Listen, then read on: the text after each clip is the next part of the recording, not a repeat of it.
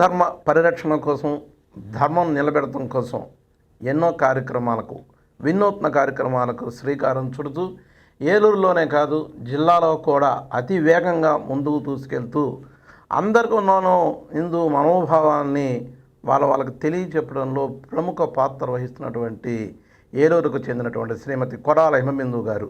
ఆవిడకి సేవా కార్యక్రమాలంటే ఎప్పటి నుండో అనేక ఇష్టం, ఎంతో ఇష్టమైనటువంటి కార్యక్రమాలు చేయడంలో ముందుంటారు. ఒక హిందూ ధర్మమే కాదు, ఏ సేవా కార్యక్రమంలో అయినా సరే ముందుండేటువంటి వ్యక్తి శ్రీమతి కొడాల హిమబిందు గారు. ఏలూరుకి సుపరిచితురాలే. కానీ మనం ఏ కార్యక్రమం అయినా సరే ముందు ప్రచారంలో భాగంగా ఉంటేనే ముందుకెళ్తున్న ఉద్దేశంతో ఆవిడని ప్రత్యేకంగా రిక్వెస్ట్ చేసి, మేడం గారు మీరు చేసే కార్యక్రమాలు, ఎదరదరబోయే కార్యక్రమాల గురించి అందరికీ తెలియజేయాలంటే ప్రస్తుతం ఆవిడ బిజీ షెడ్యూల్లో ఉన్నప్పటికీ కూడా మన మీద ఉండే అభిమానంతో ఈ ఇంటర్వ్యూకి వచ్చినటువంటి హిమబిందు గారికి ముందుగా జీకే డిజిటల్ న్యూస్ తరఫున ధన్యవాదాలు తెలియజేసుకుంటున్నాం. హిమబిందు గారు నమస్కారం అండి వచ్చినందుకు. హిమబిందు గారు, మీరు ఇప్పుడు చాలా కాలం బట్టి సేవా కార్యక్రమాల్లో పాల్గొంటున్నారు, అనేక సేవా కార్యక్రమాల్లో పాల్గొంటున్నారు. ఎప్పుడు మొదలైంది మీకు ఇది? ఏ రకంగా మొదలు పెట్టారు? ఏలూరులో ఏ సేవతో మొదలు పెట్టారు? బ్రీఫ్గా చెప్పండి. మొట్టమొదటి నుంచి నాకు సమాజానికి ఏదో చేయాలి, మనం నోబుల్గా ఐడియాస్ ఉండాలి, ఏదో ఒకటి చేసి మన జన్మ సార్థకం చేసుకోవాలి అనే ఆలోచన ఉండేది. అలా ఫైట్ చేసి వివాహం చేసుకున్నాను. ఇప్పటికి 35 ఏళ్ళు అయింది మా వివాహం అయ్యి. ఇప్పటికి అన్యోన్యంగానే ఆదర్శంగా ఎటువంటి ఇబ్బంది లేకుండానే ఉంటున్నారు? ఇప్పటికి ఇబ్బంది లేకుండా అంటే అసలు నేను మా వారికి సహాయకంగా ఉండటం కాదు, మా వారే నన్ను ఎంతో రైస్ చేశారు. ఇప్పటికి కూడా నాకు ఆయన సహాయంగా ఉంటారు. భగవంతుడు ఇచ్చిన వరం మాకు. మా ఇద్దరికి ఎటువంటి డిఫరెన్సెస్ లేవు ఇప్పటికొచ్చి కూడా. ఆయన ఎన్నో ఒడిదుడుకులన్నీ తట్టుకుని ఎన్నో మెట్లు సక్సెస్ఫుల్ లైఫ్ని, సంపూర్ణమైనటువంటి జీవితాన్ని ఆయన లీడ్ చేశారు. అంటే ఎలా ఇంప్రెస్ చేశారు? నేను మిమ్మల్ని చేసుకుంటే మీరు సుఖపడతారనో లేదా మన ఇద్దరం బాగా ఉంటాం అనేది ఎలా ఇంప్రెస్ చేయగలిగారు ఆ రోజు? మా వారు మాటను బట్టి మీరు ఎలాంటి వారు చెప్పగలుగుతారు, అది భగవంతుడు వాళ్ళకి తేడా. ఒక మాట మాట్లాడగానే ఇప్పటికి కూడా ఎవరన్నా వచ్చి వాళ్ళు మాట్లాడుతుంటే వీళ్ళలో తేడా ఉంది, నువ్వు మాట్లాడుకుంటారు. అంత గ్రాస్పింగ్ ఉంది. చాలా తెలివైన వారు. అమ్మవారు ఎప్పుడు మా వెనకాల నుండి మమ్మల్ని ఆవిడ పాదాల దగ్గర నడిపిస్తూ వచ్చారు. అంటే మీ మాటలను బట్టి ఆయన ఇంప్రెస్ చేసుకున్నారు. మాటను బట్టి మీకు సంతృప్తిని ఇచ్చింది, లైఫ్లో సాటిస్ఫాక్షన్ ఇచ్చింది. నా వివాహ జీవితం దానికి మించిన ఆనందం ఇంకొకటి లేదు. ఎంతమంది అండి పిల్లలు మీకు? మాకు ఒక్క పాప అండి, తను MDS చదువుకుంటుంది. వివాహం చేసాము. తనకు ఇంకొక పాప ఉంది, తను 3rd క్లాస్ చదువుతుంది. మా అల్లుడు గారేమో చార్టెడ్ అకౌంటెంట్ హైదరాబాద్లో ఉంటారు. ఓకే, వాళ్ళ లైఫ్ వాళ్ళు అలా బాగా కొనసాగించుకుంటున్నారు. సరే, ఇది వివాహ పరిస్థితి ఇలా మీరు చేసుకున్నారు. ఇంట్లో వాళ్ళు కూడా అవసరమైతే ఒప్పించి, అంటే మీ మనస్తత్వం ఏంటంటే మనం కూడా సమాజంలో ఏదో సేవా కార్యక్రమాలు నిమగ్నమై ఉండాలి, పర్సనల్గా కూడా తీసుకోవాలనే ఉద్దేశంతో శ్రీనివాసరావు గారిని వివాహం చేసుకోవడం జరిగింది. అదొక అధ్యాయం. ఆ తర్వాత ఎన్ని సేవా కార్యక్రమాల్లో దాంతోపాటు మిగిలినవి ఏ రకంగా ముందుకెళ్తాం మొదలుపెట్టారు అసలు? అంటే మొట్టమొదట మేము పర్యావరణ పరిరక్షణ నేను మా వారు అనుకున్నాం. అంతా మా వివాహం అయిన తర్వాత ప్లాస్టర్ ఆఫ్ ప్యారిస్ వచ్చింది. మొత్తం వినాయకుడు బొమ్మలు అన్నీ కూడా కెమికల్స్తో తయారు చేయడం మొదలెట్టారు. మేమేమనుకున్నాం అంటే పర్యావరణ పరిరక్షణ చేయాలి. మొట్టమొదట మనం భూమిని రక్షించాలి, అంటే ప్రకృతిని రక్షించాలి. కాబట్టి మనం వినాయకుడు మట్టి విగ్రహాలు పంచుదాం ఉచితంగా. పంచినప్పుడు ఏమవుతుందంటే అందరికీ దానిలో ఉన్నట్టు, అంటే ర్యాలీలాగా చిన్నగా 2-3 సందుల పిల్లల్ని నడిపించడం అలాంటివి కూడా చేసేవాళ్ళు. చేస్తున్నాం ఇప్పటికి కూడా. పర్యావరణాన్ని రక్షించడం కోసం మట్టి విగ్రహాలు పంచడం మొదలెట్టాం. తర్వాత మన ప్రకృతిలో మమేకమైనటువంటి మన పండుగలు ఉన్నాయి కదా, అందులో శ్రీరామనవమి ముఖ్యమైనది. కొత్తగా వచ్చిన సంవత్సరంలో అంటే ప్రకృతి మారినప్పుడు వచ్చే ఏవైతే అనారోగ్యాలు ఉన్నాయో వాటి నుంచి రక్షించేది శ్రీరామనవమి రోజు తాగే పానకం. ఆ పానకాన్ని ప్రజలకు అలవాటు చేయాలి. అది తప్పకుండా పానకం తాగించాలని 400 కేజీల బెల్లంతో పానకం తయారు చేసి అందరికీ పంచేవాడు. ఇది ధార్మికమైనటువంటిది ప్లస్ ఆధ్యాత్మికమైనటువంటిది. మా ఇద్దరికి కూడా, నేను మా వారు కూడా అనుకుని ఇవి చేస్తూ వచ్చాం. ఇలా చేస్తూ ఇంకా దసరా నవరాత్రులు, దసరాలో కూడా అనారోగ్యాలు మనని హరించేస్తాయి. దసరా ముందు పడిన వాళ్ళన్నీ కొత్తగా క్రిమికీటకాలు పుట్టడం, వాటి వల్ల వచ్చే అనారోగ్యాల వల్ల ప్రజలందరూ కూడా దసరా నాటికి చాలా అనారోగ్యంతో ఉంటారు. ఈ దసరా నవరాత్రులు కనుక చేసి వాటిలో వినియోగించే ప్రసాదాల వల్ల ఆరోగ్యం చేకూరుతుందని దసరా నవరాత్రులు చేస్తున్నాం. అలా చేయడం వల్ల ఏమైంది, ఆ ప్రసాదాలు పంచడం వల్ల ఎంతో కొంత మనం ప్రపంచానికంతా చేయలేము, కానీ మన చుట్టుపక్కల ఉన్నటువంటి కనీసం మనల్ని భక్తిగా వచ్చి ప్రసాదం తినేవారికైనా అది లాభం. అలా మనం యద్దాచరతి శ్రేష్ఠ తత్తదేవి తరోజన సయత్ ప్రమాణం కురితే లోకస్థ ధనవంతతే. ఎక్కడైతే శ్రేష్ఠులు ఏ పని చేస్తారో ప్రపంచంలో అందరూ అది అవలంబిస్తారు. అది భగవానుడు చెప్పింది. మనం పెద్దవాళ్ళం, మనకంటే చిన్న వాళ్ళకి ఖచ్చితంగా మన శ్రేష్ఠులని కనిపించాలి. అందుకని చిన్న చిన్న విషయాలన్నీ కూడా వాళ్ళకి ఈ ప్రకృతితో మమైకమైనటువంటి పండుగలన్నీ అలవాటు చేయాలని మేము ఇలాగా పండుగలు చేయడం మొదలెట్టాం. అది సేవ అని మేము సేవ అనుకోలేదు, భగవత్ సేవ అనుకున్నాం. దాంతో ప్రకృతిలో అంటే మానవులు కూడా ప్రకృతిలో ఒక భాగమే కదండి. ప్రస్తుతం మానవులందరూ మనం సర్వపక్షకులం అనుకుంటున్నారు. మన చీమ కూడా మనతో పాటు సమానమైన హక్కుతో పుట్టింది. మనం ఎవరిని కూడా హింసించడానికి కానీ బాధపెట్టడానికి కానీ అధికారం లేదు. అలాంటి ప్రకృతిలో ఒక భాగమైన మానవులు కూడా ఆరోగ్యంగా ఉండాలనే ఉద్దేశంతో ఇవి చేస్తూ వస్తున్నాం. ఆర్థిక వనరులు ఎలా వస్తాయండి మీకు ఇవన్నీ చేయడానికి? ఆర్థిక వనరులు అండి, మా వారు చాలా క్యాలిక్యులేటివ్. ఇప్పుడు ఒక శ్రీరామనవమి పండక్కి ఆయన ఒక 150 కేజీలు బెల్లం, అంటే మినిమం 150 కేజీలు బెల్లం అనుకునేవారు. అనుకుంటే ఆయన స్నేహితులు మేము ఒక 30 కేజీలు ఇస్తాం, ఒక 20 కేజీలు ఇస్తాం, బెల్లమే, డబ్బులు తీసుకునే వాళ్ళం కాదు. ఎందుకంటే డబ్బులు తీసుకుంటే అసలు మేము తేలేం, బయటికి వెళ్ళి బెల్లం కొనుక్కుని రావడం కష్టం. మా ఇంటి పక్కన మేమైతే ఎక్కడైతే మానేపల్లి రామకృష్ణ గారని ఇంటి పక్కన ఉన్నారు, వారి ఇంట్లో చేసేవాళ్ళం. ఇదంతా పెద్ద ఇల్లు అది. వారు పాపం వారు కూడా వాళ్ళ పిల్లలు అందరూ కలిసి 400 కేజీల బెల్లాన్ని చేసేవాళ్ళు. చివరికి ఒక స్టేజ్కి వచ్చాక మేము బెల్లం ఇంక తీసుకోము, మా వల్ల కాదు, ఇంకా లిమిట్ దాటిపోయింది అనే స్థితి వస్తుంది ప్రతి సంవత్సరం కూడా. వినాయకుడి బొమ్మలకు కూడా ఈయన మా వారు మా బావగారు రీసెంట్గా కాలం చేశారు. ఆయన అన్నదమ్ములు అక్క చెల్లెళ్ళు తర్వాత స్నేహితులు కలిసి ఒక 3000 బొమ్మలు చేయించి మా ఇంట్లోనే వేసేవాళ్ళం కొత్తల్లో. తర్వాత వేయించినవి తీసుకొచ్చి పంచిపెడుతున్నాం. ఈ సేవను కూడా మిగిలిన వాళ్ళకి పంచేవాళ్ళు అంతే కదా. సేవ కూడా మిగిలిన వాళ్ళకి పంచి వాళ్ళకు కూడా చెప్పి మోటివేట్ చేసి తెచ్చుకుని అందరికీ అవసరం లేదు, మోటివేట్ చేయగల. మేము ఇలా వినాయకుడి బొమ్మలు కొంటున్నాం అనగానే మొట్టమొదటి సంవత్సరం చెప్పాం, తర్వాత సంవత్సరం నుంచి వాళ్ళే వినాయకుడి బొమ్మలు చేయిస్తున్నారా, మాకు కూడా ఇన్ని చేయించండి, మా పేరును కూడా ఇన్ని చేయించండి అని వాళ్ళే ఫోన్లు చేసి చెప్పడం తప్ప మనం అసలు ఎప్పుడు ఎక్కడ అడిగింది లేదు. అది భగవద్ అనుగ్రహం. ఇక్కడికి ఓకే. మీరు చాలా సందర్భాల్లో నేను కూడా 2 సార్లు గ్రూపుల్లో ఐడెంటిఫై చేసింది, ఈ రోజున ఈ తిది ఈ కూరలు తినాలి మేము పంచుతున్నాము, ఈ రోజున ఇది తిది ఈ కూరలు తినాలి, దోసకాయ వంకాయ ఇలాంటివన్నీ కూడా చేస్తున్నాం. అది సొంతంగా శ్రీనివాస్ గారు తర్వాత ఆయన ఏకాదశి ఉపవాసం ఉంటారు. ఉన్న రోజు మొట్టమొదటి 500తో మొదలెట్టారు. ఏకాదశి అంటే 2 ఏకాదశిలు వస్తాయి, 500తో మొదలెట్టారు. దాన్ని 1000 రూపాయలు చేశారు.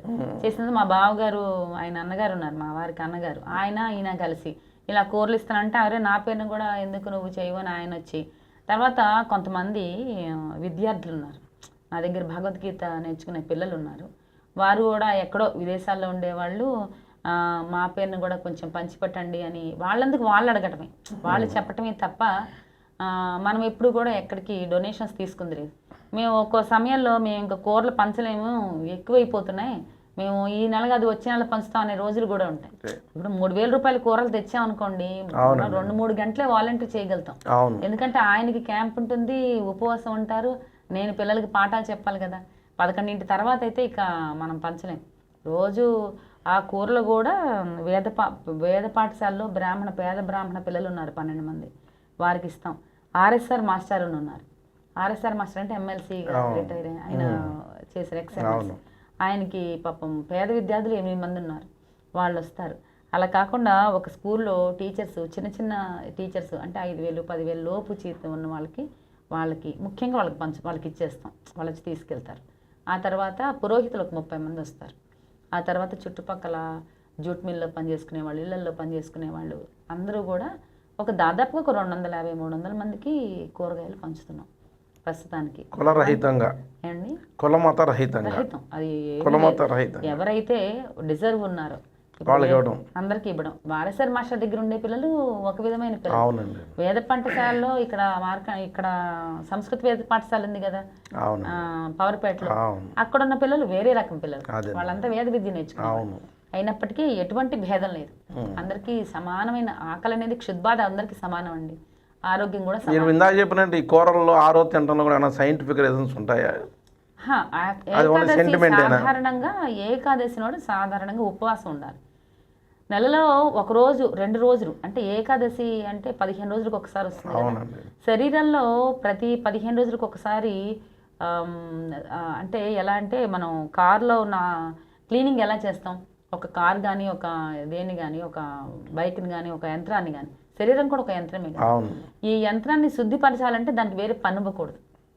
ఓకే. అర్థమైందండి. అలాగా ఆ శరీరంలో ఉన్నటువంటి ఉదరానికి శక్తిని శుద్ధిపరచాలని అంటే జీర్ణాశయానికి ఆ రోజు ఉపవాసం ఉండాలి. ఉపవాసం ఉండి తెల్లారి వంట చేసుకుని తినాలి. తెల్లారికి మేము ఇచ్చేది ఏకాదశి రోజు పొద్దున్న ఇస్తాము, ద్వాదశి రోజు తింటారు అనే ఉద్దేశంతో ఇస్తాం. అంటే దానికి రిలవెంట్ గా సైంటిఫిక్ రీజన్కి ఏ కూరలు అయితే పీచు పదార్థం తింటే బెటర్, పీచు పదార్థం తింటే దోసకాయ తప్పకుండా ఉపవాసం రోజు తినాలి, తర్వాత ఆకుకూరలు తినాలి, అలా ఉన్నాయి. ఏకాదశి తర్వాత ద్వాదశి రోజు తప్పకుండా దోసకాయ తినాలి.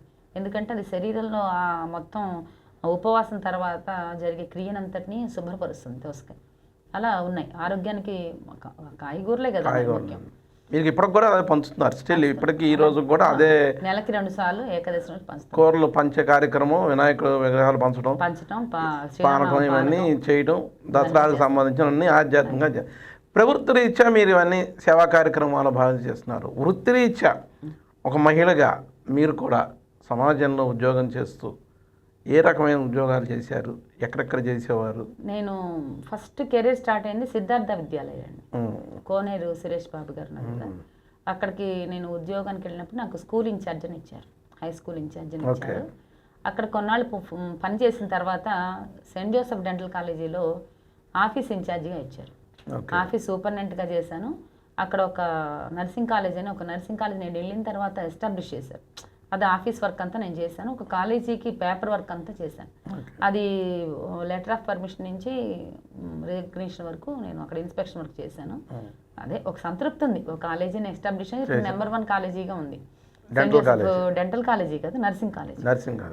అది తర్వాత ఎండిఎస్కి నేను వెళ్ళిన తర్వాత ఎండిఎస్ కోసం ఇన్స్పెక్షన్స్కే వేసాను నన్ను. అసలు అక్కడ ఇన్స్పెక్షన్స్ జరిగాయి, 9-8 డిపార్ట్మెంట్స్ వచ్చాయి. చక్కగా పిల్లలందరూ చదువుకుంటున్నారు. ఇప్పుడు అది ఒక సంతృప్తి ఉంది ఉద్యోగంలో, దానికి ఏం సమస్య లేదు. తర్వాత ఒక 9 ఏళ్ళు అయింది నేను రిటైర్మెంట్ తీసుకున్నాను. 9 ఏళ్ళకి మా పాపకి కొంచెం హెల్త్ బాగుండకపోతే అప్పుడు రిజైన్ చేయాల్సి వచ్చింది. రిజైన్ చేసిన తర్వాత ఆన్లైన్లో అంటే సిటీ కేబుల్లో స్టోరీస్ చెప్పేదాన్ని, బాలలకి నీతి కథలని, మహాభారత కథలని చెప్పేదాన్ని పిల్లల కోసం. అలా కోవిడ్ ముందు వరకు చెప్పాను. కోవిడ్ తర్వాత ఇలా స్క్రీన్స్లోకి, తర్వాత క్లోజ్డ్ అట్మాస్ఫియర్లోకి వెళ్ళట్లేదు కదా, అప్పటి నుంచి ఇంకా కథలు చెప్పడం ఆపేసి ఏం చేసామంటే కోవిడ్లో ఆన్లైన్లో, అప్పుడు ఆన్లైన్లో వచ్చింది జూమ్ మీటింగ్స్, గూగుల్ మీటింగ్స్ అన్నీ వచ్చాయి కదా. అలా ఆన్లైన్లో కథలు చెప్పటం, పిల్లలకి భగవద్గీత శ్లోకాలు నేర్పటం, నిత్య శ్లోకాలు నేర్పటం, ఇవన్నీ స్టార్ట్ చేసాం. అలా వివిధ దేశాల నుంచి వస్తారు పిల్లలు ఇప్పటికి కూడా. సింగపూర్ నుంచి, కెనడా నుంచి, యుఎస్ఏ నుంచి, తర్వాత ఖతార్ నుంచి, ఇలా మిడిల్ ఈస్ట్ నుంచి, సౌదీ నుంచి, అలా మామూలుగా అన్ని దేశాల నుంచి పిల్లలు నా దగ్గర భగవద్గీత, భారత ఇతిహాస కథలు నేర్చుకున్నారు. అలాగే మన దేశంలో పిల్లలు కూడా వివిధ రాష్ట్రాల నుంచి వచ్చిన వాళ్ళు ఉన్నారు. అంటే తప్పకుండా వాళ్ళు తెలుగు వాళ్ళే. నేను తెలుగు మాధ్యమం అంతా తెలుగే కదా, నాకు ఆంగ్ల భాష అంత పెద్దగా రాదు. మాధ్యమం అంతా తెలుగు అవడం వల్ల తెలుగు భాషతో తెలుగు కావాలనుకున్న వాళ్ళు నా దగ్గర నేర్చుకున్నారు. రచయితగా కూడా ఏమన్నా మీరు పుస్తకాలు రాయడం అలా డెవలప్ చేయడం ఏమన్నా ఉందా? ఎక్కడన్నా రచయితగా ఏమి ఇంకా రచయితగా నేను ఎక్కడ కూడా రచనలు ఏమీ చేయలేదు. చిన్న చిన్న కథలు రాయటం, కథలు పిల్లలకి చెప్పడానికి అప్పుడప్పుడు ఆసుగా ఏదైనా ఒక కథ అల్లి చెప్పటమే తప్ప ఆ కథను ఎప్పుడు పుస్తకం మీద కానీ పేపర్ మీద కానీ పెట్టలేదు. కల్చరల్ ప్రోగ్రామ్స్, కల్చరల్ అసోసియేషన్లు, ఏ కార్యక్రమాలన్నా మీరు అన్నిట్లో భాగంగా సంగీతం, సాహిత్యం, నృత్యం ఇలాంటివన్నీ కూడా వాటిల్లో కూడా ఇన్వాల్వ్ అయ్యి అలాంటి కార్యక్రమాల పట్ల కూడా ఆకర్షితులు ఏమైనా చేసిన సందర్భాలు ఉన్నాయా? అలా అని కాదు, కానీ మాకు అంటే మేము వివాహమైన కొత్తలో కెరీర్ స్టార్ట్ చేసినప్పుడు నేను మా వారు ఒక ఆలోచన చేసాం. పిల్లలకి అందులో విలేజ్లో, మనది ఒక విలేజ్ లాంటిది ఏలూరు అనేది ఒక సిటీ కాదు. అక్కడున్న పిల్లలు స్టేజ్ ఫియర్ ఉండకుండా ఉండాలి అని అంటే, వారికి 10 మందిలోకి వెళ్ళి మాట్లాడగలగాలని అంటే, వాళ్ళకి ఒక ఒక గ్యాదరింగ్లో ఒక స్టేజ్ ఏర్పాటు చేసి వాళ్ళతో మాట్లాడించాలి, వాళ్ళతో పాడించాలి అనే ఆలోచన చేసాం. చేసి ఏం చేసేవాళ్ళం అంటే ప్రతి సంవత్సరం డిసెంబర్ 31కి ఒక ప్రోగ్రామ్ ఏర్పాటు చేసేవాళ్ళం. చేసినప్పుడు ఏమైంది, ప్రతి సంవత్సరం అప్పుడు పిల్లలతో వాళ్ళందరివి పెర్ఫార్మెన్స్లు ఇప్పించేవాడు. మాట్లాడేవారు, పాట పాడేవారు, డ్యాన్స్ వేసేవారు. ఇవన్నీ కూడా పిల్లల్ని స్టేజ్ అనే భయాన్ని లేకుండా పిల్లల్ని పెంచాలి అనే ఉద్దేశం మాది. అలా అందరి పిల్లల్ని గ్యాదర్ చేసేవాడు. ఒక 100 మంది, దాదాపుగా ఒక 100 మంది ఉండేవారు గ్యాదరింగ్, 130 వరకు. ఈ 130 మందిలో దాదాపు ఒక 30 మంది పిల్లలు ఉండేవారు. ఈ 30 మంది పిల్లలు ఇప్పుడు కూడా చూడండి, ఎక్కడికైనా వెళ్ళి ఏదైనా కెమెరా ముందు నుంచోమన్నా, ఏదైనా ఎక్కడికి వెళ్ళి మాట్లాడమన్నా ధైర్యంగా మాట్లాడతారు. కేవలం ఏంటంటే మేము ప్రతి సంవత్సరం వాళ్ళకి ఈ ప్రోగ్రామ్స్ మనకి పిల్లలు ఇప్పుడు లౌకికమైన ప్రపంచంలో కూడా బ్రతకాలి. అవునండి. ఆరోగ్యము ఆనందంతో పాటు లౌకికమయంగా వాళ్ళన్నీ గెలిచి రావాలి బయటికి. అందుకని ఈ పిల్లలకి పాటల పోటీలు, ఆటల పోటీలు అన్నీ పెట్టేవాళ్ళు. మహిళల్లో జాగృతి తీసుకురావటం కోసం, అంటే మహిళ ఎప్పుడు ఒంటింటికే అంకితం కాదు. అలా హౌస్ వైఫ్లందరికీ వెంటనే వచ్చి సంక్రాంతి పండుగ రోజు ఆ వంటల పోటీలు పెట్టేవాళ్ళం. తర్వాత ఆ వంటల పోటీలకు మంచిగా బహుమతులు అవి ఇచ్చేవాళ్ళం. ఇవన్నీ కూడా జరుగుతూ ఉన్నాయి. అయితే ఈ మధ్యకాలంలో కొంచెం ఆధ్యాత్మికంగా తర్వాత వైరాగ్య భావాలు ఎక్కువ అవడం వల్ల నేను ఇంకా అవన్నీ, కొంచెం వయసు కూడా వచ్చింది, అలాంటి యాక్టివిటీస్ అన్నీ మానేసి మెల్లగా భగవత్ సేవలోనే భగవంతుడి పాదాల దగ్గర బ్రతకాలి అని. సేవా కార్యక్రమాలు వయసుతో సంబంధం ఉందా? మీరు చేసిన ముందు నుంచి మంచివేగా, ఆధ్యాత్మికంగా కదా, వినాయక చవితి, వినాయకుడు అంటే కూరలు పంచడం కానివ్వండి, ఇవన్నీ కూడా వయసుతో సంబంధం లేవు. ఎప్పటికీ అవి ఉన్నాయి. ఇలా కల్చరల్ యాక్టివిటీస్ అన్ని మానేసాం. టైం లేకనే వయసుతో సంబంధం లేదు కానీ దానికి మనసు ప్రధానం. దేనికైనా ఎక్కడి ఏది చేసినా సమాజంలో సేవ కోసం, వాళ్ళ ఆత్మతృప్తి కోసం చేస్తుంటారు. మీరు ఇప్పుడే చెప్పారనుకోండి, మీరు ఆధ్యాత్మిక వైపు వస్తున్నారని, కానీ ప్రెసెంట్ రెలవెంట్ కాకపోయినా తప్పదు. ఎందుకంటే ఇన్ని విభాగాల్లో మీరు ఆ చుట్టుపక్కల ప్రాంతంలో చాలామందికి ఏరులో పరిచయమే, ఇన్ని విభాగాల్లో సేవ చేస్తున్న సందర్భంలో మరి రాజకీయాల్లో రావాలని ఎందుకు అనిపించలేదు మీకు? నేను నా బ్లడ్ అలాంటిదేమోనండి. మా తాతగారు దుగ్గిరాల రాధాకృష్ణమూర్తి గారు, ఫ్రీడమ్ ఫైటర్. ఇప్పటికి కూడా జిల్లా ఆఫీసులో దుగ్గిరాల రాధాకృష్ణమూర్తి, పశ్చిమ గోదావరి జిల్లాలో ఫ్రీడమ్ ఫైటర్, అంటే స్వాతంత్ర సమరయోధుడు అని వాళ్ళ శిలాఫలకంపై ఆయన పేరు ఉంటుంది. నాకు అన్ని అభ్యుదయ భావాలు లేకపోతే సేవా భావాలే తప్ప రాజకీయంగా నా మనసు అసలు సెట్ అవ్వదు. నేను ఎందుకు చెప్తున్నానంటే, నా చిన్నప్పుడు ఇండిపెండెంట్గా నన్ను వార్డు కౌన్సిలర్గా వేయించారు మా చుట్టుపక్కల వాళ్ళందరూ. నా ఉత్సాహాన్ని దీన్ని చూసి నుంచున్నాను ఇండిపెండెంట్గా. కళ్ళజోడు గుర్తొచ్చింది నాకు 30 ఏళ్ళ కిందట. అది రాజకీయం అంటే కూడా తెలియదు. నాతో నామినేషన్ వేయించారు. పాపం వాళ్ళే తిరిగారు, నేను రూపాయి కూడా ఖర్చు పెట్టింది లేదు. నేను సంతకం పెట్టి నామినేషన్ వేయడమే. చుట్టుపక్కల ఉన్న కుర్రాళ్ళు, తర్వాత పిల్లలు వాళ్ళే తిరిగి మాది పాంప్లెట్లను వాళ్ళే అంటించేవారు. రాత్రిపూట వాళ్ళే ప్రచారం చేసేవారు. అలా అప్పుడు నాకు 130 ఓట్లు ఏమో వచ్చాయి. వచ్చిన తర్వాత అసలు రాజకీయం అంటే తెలీదు, నాయకత్వం అనుకున్నాను. రాజకీయం వేరు, నాయకత్వం వేరు. మనకి నాయకుల లక్షణాలు అనేది రాజకీయ లక్షణాలు అసలు ఇష్టం కూడా లేదు. సో అక్కడ నుంచి దాని జోలికి పోలే, అది కూడా తెలియకుండా అన్నోయింగ్లీ చేశారు కానీ తర్వాత దాని జోలికి పోలా, తెలియకుండా చేసిన పనే తప్పితే అసలు ఆ ఆకాంక్ష లేదు. అప్పుడు నన్ను వచ్చి అడిగారు, కాంగ్రెస్ వాళ్ళు వచ్చారు, మీకు ఇంత డబ్బులు ఇస్తాం, మీరు విత్డ్రా అవ్వండి అని. తెలుగుదేశం వాళ్ళు రాలేదు, తెలుగుదేశం వాళ్ళు గెలిచారు. అప్పుడు కాంగ్రెస్ వాళ్ళు వచ్చి మమ్మల్ని అసలు బ్రాహ్మణ ఓట్లని మాకు పడతాయి, మీరు చీల్చకండి, అలాగా ఇలాగా అన్నారు. అప్పుడు మేము అలా డబ్బుల కోసం చేసేవాళ్ళం కాదు, మేము నామినేషన్ ఇస్తే మా ఓట్లు మాకు వస్తే చాలనుకున్నాం. అలా ఆ తర్వాత 30 ఏళ్ళ తర్వాత ఎప్పుడు రాజకీయాల్లోకి అడుగు పెట్టలేదు. సామాజిక పరంగా ఏ మనిషి అయినా ప్రస్తుతం అన్ని సామాజ వర్గాలకి చేయడం ఒక భావంతో నడుస్తూ ఉంటారు. ఆ భావాలకు అనుగుణంగా జీవితం నడుస్తూ ఉంటుంది. చేస్తున్నారు. ప్రత్యేకంగా మీ సామాజిక పరంగా చేసినటువంటి కార్యక్రమాలు, ఈ సామాజిక పరంగా నా నిమిత్తం నేను దాంట్లో ఉన్నాను, బలనాది చేశాననే కార్యక్రమాలు జరిగాయా? అంటే మేము బ్రాహ్మణ సామాజిక వర్గం, అందులో పేద బ్రాహ్మణ మహిళలకి వివాహాలు ఇప్పటికీ చేస్తాం, వాళ్ళకి సహాయం చేస్తున్నాం. అలాగే వైదిక కార్యక్రమాలైనటువంటి ఒడుగు కార్యక్రమాలు జరుగుతాయి. పేద బ్రాహ్మణుల ఒడుగులు జరుగుతూ ఉంటాయి ఉచితంగా. దానికి సహాయం చేస్తాం. అంతేకాదు ఎవరన్నా మాకు ఇలాగా కష్టం వచ్చిందండి, కొంచెం మా పెళ్ళికి సూత్రాలు కొనిపెట్టండి, లేకపోతే పట్టు చీర కొనండి, తప్పకుండా నేను పెళ్లి కూతురు చీర కొనిస్తాను. తర్వాత తప్పకుండా అందరం కలిసే సేవ అనేది ఒక్కడితో అయ్యేది కాదు. మనం అసలు మన దగ్గర ఏమీ లేకపోయినా మనం సేవ చేయొచ్చు. సేవ అనే భావన ఉండాలి. అలాగా పిల్లలకి ఇప్పటికి కూడా లేని వధువులకి, తర్వాత వటువులకి సహాయం చేస్తున్నాం. ప్రతి సంవత్సరం జరుగుతూనే ఉంది అది వివాహానికి జరిగేటప్పుడు. కాకపోతే మన సామాజిక వర్గంలో జరిగేవి కాబట్టి ఇప్పుడు హైందవ ధర్మం ప్రకారం మనం తప్పకుండా కొన్ని ఆచరించాలి. ఓకే. బ్రాహ్మణులకి ఏంటంటే హైందవ ఆచారాల ప్రకారం వాళ్ళకి పాపం తంతుకే చాలా ఖర్చు అవుతుంది మిగిలిన ఇతరుల కంటే. అది ఎందుకంటే వీళ్ళకి ప్రతిదీ కూడా చాలా ముఖ్యమైనది. అలాగే ఒడుగు చేసుకునేది అగ్నిహోత్రాలు ఉన్నవాళ్ళు, జంజాలు ఉన్నవాళ్ళే. తప్పనిసరిగా ఈ ఒడుగు చేసుకునే వాళ్ళకి మనం సహాయం చేసి తీరాలి. ఎందుకంటే పోగ పెళ్లి కంటే పెళ్లి ముందు రోజు ఒడుగు చేసుకుంటాం అలవాటుగా వస్తుంది. అలా జరగకూడదు. తప్పకుండా పుట్టినవాడు గాయత్రి మంత్రం తీసుకుని బ్రాహ్మణత్వాన్ని పొందాలనే ఉద్దేశంతో ఎవరైనా ఇలా ఒడుగు చేసుకోలేమండి, మాకు స్తోమత లేనన్న వాళ్ళకి సహాయం చేస్తూ ఉన్నాం. వివాహాలకి సహాయం చేస్తూ ఉన్నాం బ్రాహ్మణ వర్గానికి. ఇదేంటి జ్యోతిష్కం కూడా చెప్తాను విన్నాం. జ్యోతిష్కం చెప్పడం ఎలా మీరు నేర్చుకున్నారా, దాంట్లో పాస్ అయ్యారా, లేకపోతే అనుభవం మీద చెప్తూ ఉంటారా? ఎప్పుడు కూడానండి జ్యోతిష్యం అనేది చదివితే వచ్చేది కాదు. మా నాన్నగారి నుంచి నాకు వచ్చింది. తర్వాత దాని నుంచి నేను నేర్చుకున్నాను. అది పరీక్షలు పాస్ అయితే ఏది కూడా ఒక జాతకం చూసి పరీక్షలు పాస్ అయిన వాడు చూసి ఇది చెప్తే జరగదు.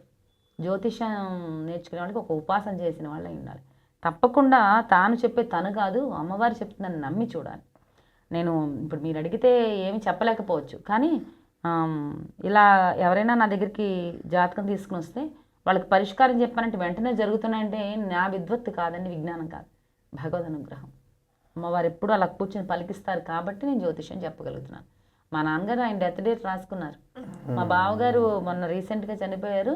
ఆయన చనిపోయే రోజు నన్ను పిలిచారు. అమ్మ నేను ఇంక వెనక్కి రాను, అయిపోయింది అని అన్నారు. మారకం అమ్మ ఈరోజు అన్నారు.